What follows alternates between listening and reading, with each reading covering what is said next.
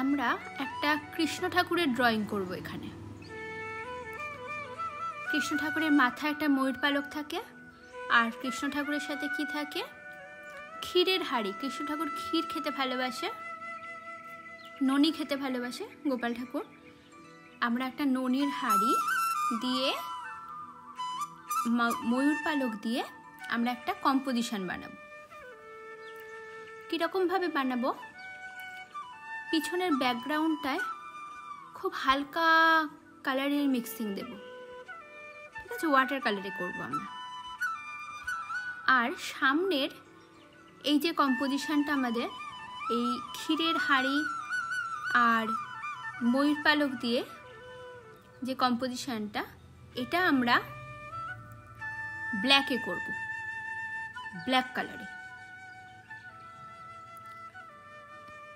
এই পিছনের colourful background আর সামনে যে ব্ল্যাক কালারের যে স্ট্রাকচার দিয়ে যে ড্রয়িং করা, এটাকে বলে সিলুয়েট। আমরা এই ছবিটা আজকে ড্রয়িং করব। পেন্সিল দিয়ে ড্রয়িং করেছি, খুব হালকা করে পেন্সিল দিয়ে সুন্দর করে ড্রয়িং করে নিয়েছি। চারপাশে আমি মাস্কিং টেপ দিলাম যাতে কালারটা চারপাশে না বেরিয়ে যায়, একটা সুন্দর বর্ডার হয়, ঠিক আছে, তার জন্য আমি মাস্কিং টেপ দিয়ে দিলাম। পুরো পেপারটায় একদম প্লেন ওয়াটার, একদম এমনি জল, পুরো ওয়াটারটা এই পেপারটার ওপর ওয়াশ করে দিলে একবার। দেওয়ার পরে আমরা কি করব, আল্ট্রামেরিন ব্লু নিয়েছি, কোবাল্ট ব্লু নিতে পারো, একটা ব্লু নিলেই হলো। সেরুলিয়ানটা খুব ভালো লাগবে, তাও নিতে পারো।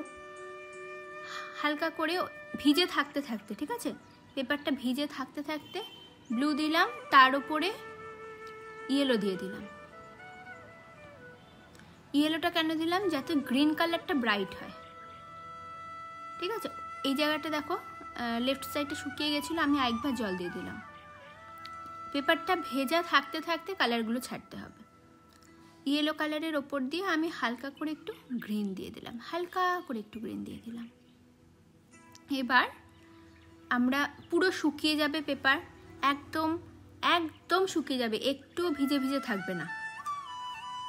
তখন আমরা যখন একদম খটখটে হয়ে শুকিয়ে গেছে, তখন আমরা ব্ল্যাক কালার দিয়ে, ব্ল্যাক কালারে জলটা একটু অল্প নেবে, তাহলে কালারটা ছড়াবে না, স্প্রেড করবে না। একদম 000 তুলি আমি নিয়েছি, ব্ল্যাক কালার দিয়ে সুন্দর করে এগুলোকে বর্ডার দিয়ে দেবো। দেখো আমি তুলিটা কীরকমভাবে ধরেছি, তুলিটা যেন একটুও না নড়ে যায়, তাহলে বর্ডারের লাইন বেঁকে যাবে, ঠিক আছে। তুলিটা খুব একদম যেন শক্ত হয়ে হাতে ধরা থাকে, একটু যেন না নড়ে, নড়লেই এই বর্ডারের লাইনগুলো ব্রেক করে করে যাবে, স্মুথ লাইন আসবে না। দেখো বর্ডারের কোথাও কোথাও আমি মোটা বর্ডার রেখেছি, কোথাও কোথাও কিন্তু সরু বর্ডার রেখেছি। সব জায়গায় যে মোটা করে করে বর্ডার দিয়েছি তা নয়, কোথাও সরু কোথাও মোটা, এরকম সুন্দর করে। আর বর্ডার দেওয়ার সময় এই যে ব্ল্যাক কালারটা, এটা যেন ব্যাকগ্রাউন্ডে না লেগে যায়, ঠিক আছে, তাহলে ছবি ময়লা হয়ে যাবে। ব্যাকগ্রাউন্ড খুব সাবধানে, ব্যাকগ্রাউন্ডে যেন একটুও ব্ল্যাক কালার লেগে না যায়।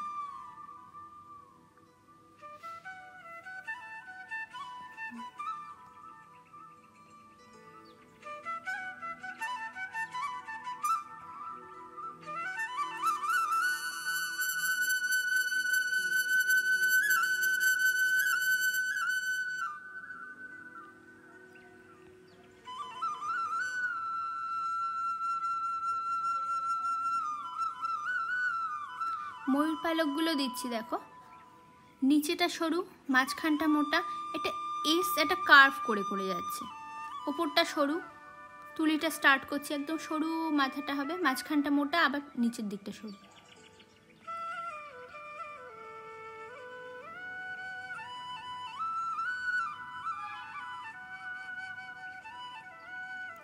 ব্ল্যাক কালারটা আমি ওয়াটার কালার ইউজ করেছি, তোমরা চাইলে ওয়াটার কালার দিয়ে ব্যাকগ্রাউন্ডটা করে ফেব্রিক দিয়ে বা অ্যাক্রেলিক দিয়ে, ব্ল্যাক দিয়ে, অ্যাক্রেলিক ব্ল্যাক বা ফেব্রিক ব্ল্যাক দিয়ে সামনের এই সিলুয়েটটাও করতে পারো। তাতে ব্ল্যাকটা আরও বেশি ডার্ক হবে, দেখতে আরও বেশি ভালো লাগবে।